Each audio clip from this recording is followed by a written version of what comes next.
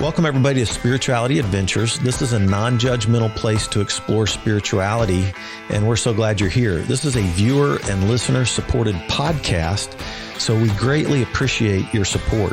If you're watching on YouTube, be sure and subscribe to my YouTube channel. Be sure and like, share, and subscribe to any of the social media content platforms that you're using. And then if you go to our website, spiritualityadventures.com, you can make a one-time donation, or with a monthly subscription, you'll gain access to our bonus content. We greatly appreciate it. Thank you for tuning in. Hey everybody, welcome to Spirituality Adventures. I'm so glad you've joined us. This podcast, I wanted to just take some time to share with you about the history of Spirituality Adventures as a podcast, as a nonprofit organization, kind of give my overview of, what I'm trying to do through Spirituality Adventures, through the podcast, kind of give you an overview of the influences in my life that kind of guide what I'm doing now on Spirituality Adventures. And also want to really ask you to join our support team. This podcast and its future is really dependent upon people who sign up and become partners, give monthly, and we really need to increase our monthly support. So let me just start by saying the purpose for Spirituality Adventures is to ignite spiritual growth and transformation through, and the two online things that I do regularly, through blogs. I do a weekly blog, and through podcasts. I do a weekly podcast. I've been doing a weekly blog and a weekly podcast now for 2 years, just a little over 2 years. And so our purpose is to ignite spiritual growth and transformation through blogs, podcasts, events. I do also in-person groups and do several of those, different types of those. And then through pastoral care, because I still pastor bunches of people who access me through email, online, Twitter, Instagram, Facebook, and all of those ways. So I started doing Spirituality Adventures 2 years ago for that purpose. And one of the key components is the podcast. So for those of you who have been listening to the podcast, really I do podcasts to just tell stories, to interview interesting people, hear their stories, learn about their spiritual journeys. One of the things I always do on my podcast with people is I ask them about their story, about their background, about their loves, about their passions. But then I also ask them about their spiritual journey and how that relates to their profession, their love, their passion, whatever it is that I'm interviewing them on. So over the last 2 years, I have interviewed faith leaders. I've interviewed evangelical faith leaders. I've interviewed Catholic faith leaders. I've interviewed Buddhist faith leaders. I've interviewed people that are in the recovery movement that are faith leaders. And I've interviewed people from different other things like Jewish and rabbi leaders and stuff like that. So one of the aspects you're going to get on spirituality is a variety of faith leaders and their spiritual journey and what they do to make the world a better place. Another type of person I interview are CEOs, COOs, business leaders, business owners. I've interviewed a whole bunch of those people, both in Kansas City and outside Kansas City. And this is just people who love what they do, love the passion that they have for a particular business or industry. But I also ask them how their faith journey affects what they do in the business world. Another group of people that I've interviewed are musicians and artists. And again, I interview them about their art, their music, their painting, whatever they do artistically, but then I also ask about how their faith journey influences what they do musically or artistically, how their spirituality influences that. Another group of people that I think are very spiritual people are mental health workers. I've interviewed several mental health workers and how spirituality influences what they do. And then I've also interviewed people in the 12-step recovery world. And either people that have recovered or people that are leading organizations in the recovery world, and talk about, obviously, the spirituality of the 12-step movement, the higher power, and all of that. So it really is story-based. I ask a lot of fascinating questions. We learn about people's histories, their journeys, their loves, their passions, but also how all of that integrates with their spiritual journey. And so I even interview authors of all different kinds. I've interviewed also leaders of NGOs, non-governmental organizations. And again, it's all about spirituality, people's stories, their loves, and their passions. And I think we can learn just by listening. I think there's something powerful about listening. So if you think about like a spiritual landscape of the world that we live in, if you were just going to be like Ken Burns and do a documentary on spirituality in America and around the world, and how spirituality influences mental health and businesses and faith leaders and mental health workers and musicians and artists and all of that. It's kind of like that spiritual landscape of America and around the world, and how spirituality influences other people. And here's how I define spirituality. I define spirituality as connection with self, others, and something greater than you. Connection with self, others, and something greater than you. I truly think we're all spiritual beings. And so I think we all have a spiritual journey of one kind or another. And so I find it fascinating to be able to influence and be able to interview people along these lines.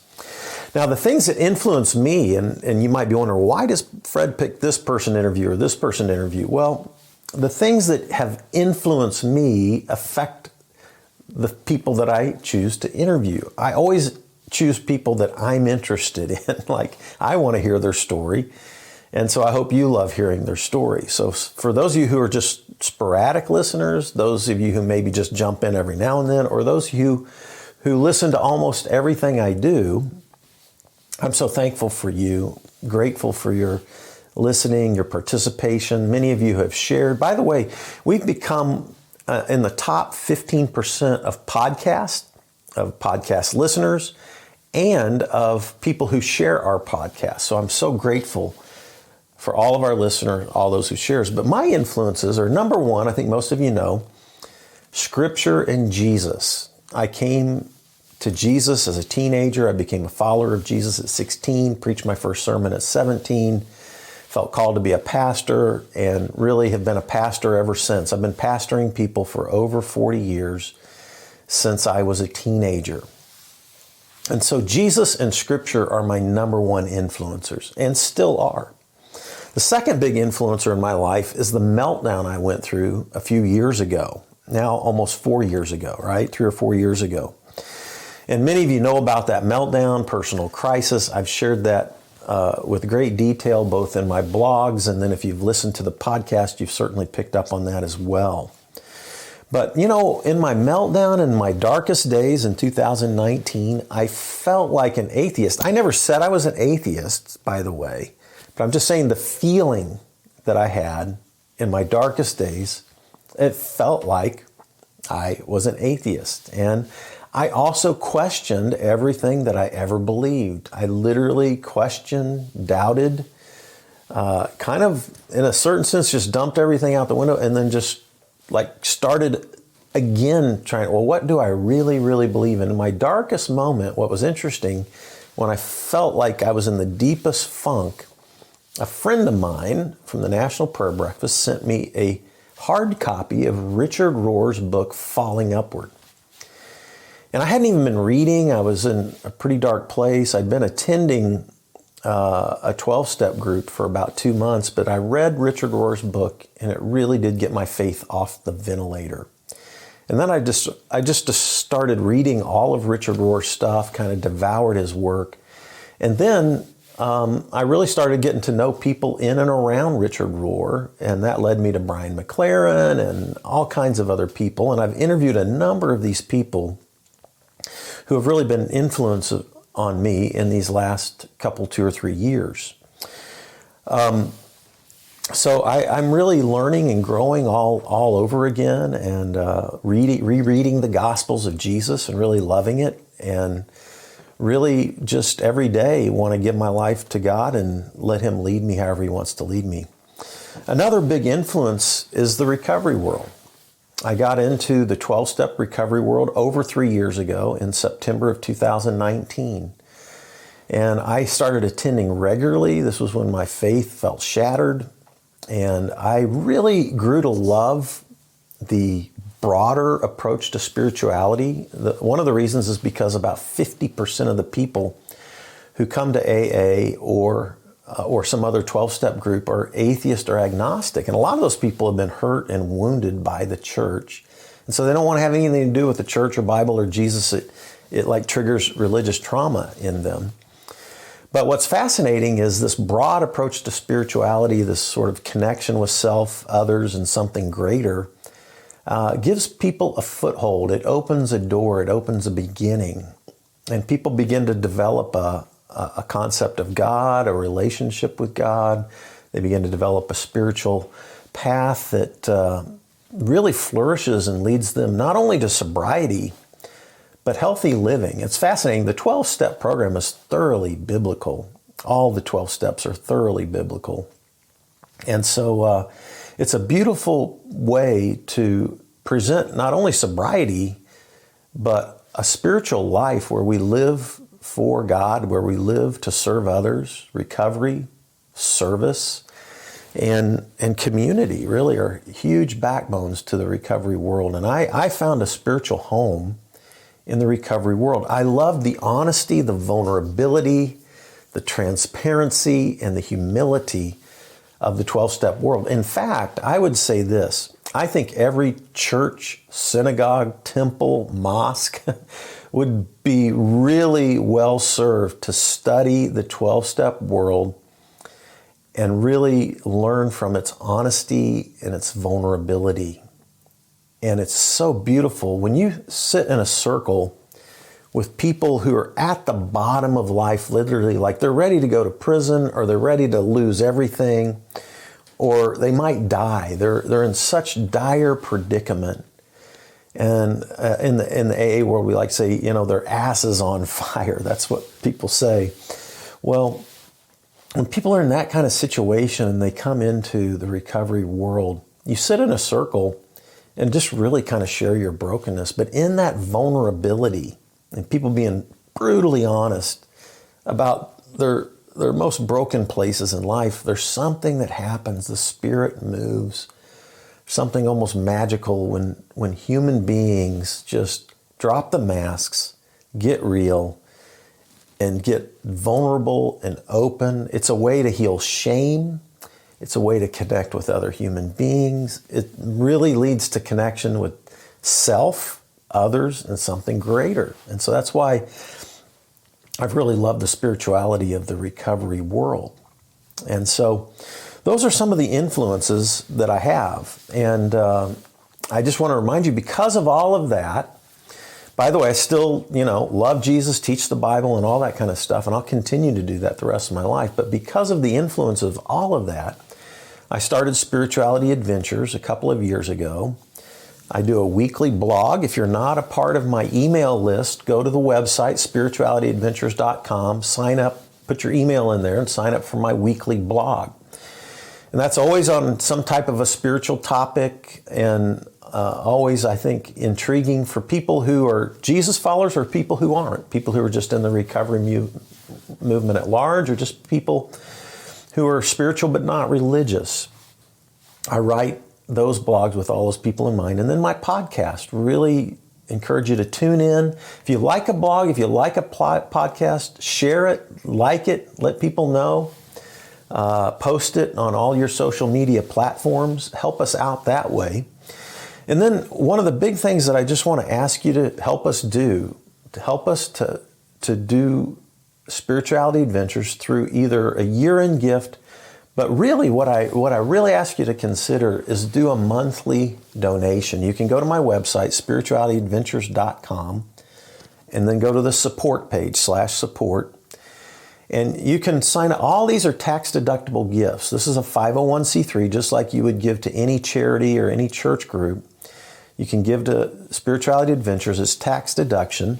You could give $25 a month, $50 a month, $100 a month, $200 a month. You can give more than that. You can give any amount you want, but I encourage you to give something. We only have a handful of monthly supporters, believe it or not. And even though we have hundreds and hundreds, even thousands of downloads, tens of thousands of downloads, we only have less than 100 monthly givers. I really need 200 or more monthly supporters to really make spirituality work well in the future, just to make it financially viable. So I would really ask you, if you're a sporadic listener or a regular listener, like, remember what you're doing. If you're listening to this in a car or if you're watching this somewhere, go to the website, make a note, make a mental note. Next time you can get to a computer, go to my website or do it on your phone. Go to the website, spiritualityadventures.com, and please sign up as a monthly supporter. You'll get special bonus content, which is really fun, and we work hard on that, but you'll also help spirituality continue into the future. We need 100 or 200 of you to sign up for monthly gifts. And I know you probably think, oh, there's probably lots of people doing that. No, there's really not. Yeah, we might have maybe 60 monthly givers. We need 100, 200. We need a couple of hundred or more monthly supporters. So this is kind of my year-end appeal to everybody. We really need your support, really ask you to do so. I mentioned this briefly at the beginning, at the end of my podcast, but otherwise we don't focus on it. But I wanted to kind of take some time just to share with you. I've got lots of fun, fascinating interviews lined up for 2023. And I hope you'll continue to be a supporter, and I hope you'll be a monthly supporter, and I hope you'll share, like, and post everything you can to your social media. And we just want to say thank you for being one of our loyal listeners and a loyal supporter. And then I just make an appeal to everybody. If you're not already supporting us financially, please start to do that. We've got enough listeners. We're already in the top 15%. There's like 1 million podcasts, and we're already in the top 15% of podcasts. But now we need to really make it financially viable. So please be a part of that. And you can also make year-end donations. We'd greatly appreciate that. And next week, we'll be back to our normal routine of interviewing people. Almost all my podcasts are interviews. This is just a unique one-off. We got to let people know about the financial support that we need to make this thing happen. And so that's it. Thank you. And all of the Advent candles here, we're in Advent season. I'm doing an Advent series on Facebook Live. So I'm doing that every week. So if you haven't caught that, you can jump over there and catch that. I'll be doing that all the way up till Christmas Day. And I want to wish you a happy, Merry Christmas, Hanukkah, Kwanzaa season. And may God bless you, and thanks for tuning in. And we will see you next time at Spirituality Adventures. Take care. This concludes today's episode. Thanks for tuning in and listening. Remember, if you're watching on YouTube, subscribe to my YouTube channel. Remember to like, share, or subscribe to the social media platform that you're using. And then go to our website, spiritualityadventures.com, and make a one-time donation, or you can subscribe monthly and receive our special bonus content. Thanks so much.